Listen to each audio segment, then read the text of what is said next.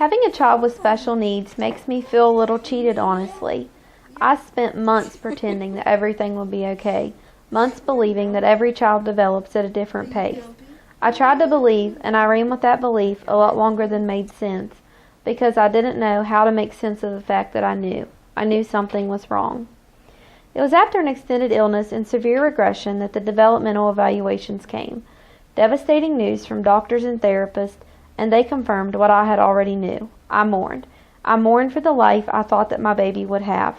I cried for the injustice of being dealt an unfair hand, but I had faith because not was not an alternative. So I did what I had to do.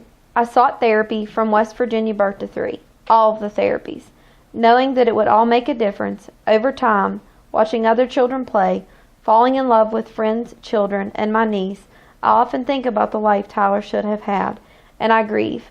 I grieve for him and the things that he should have been able to do. But I've come to terms with all of this. I've realized that just how lucky I am.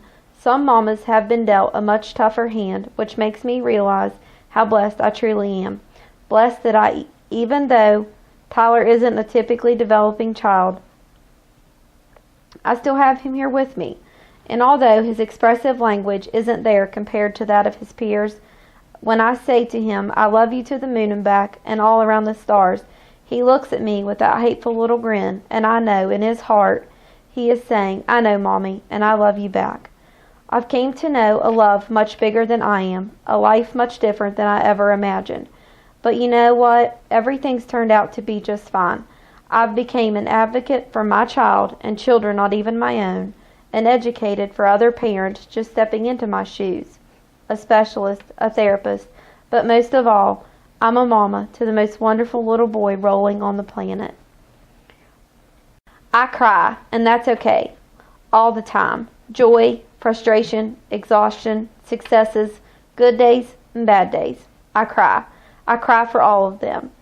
For the other special needs children and families watching this video, I validate all of your emotions. You are not alone.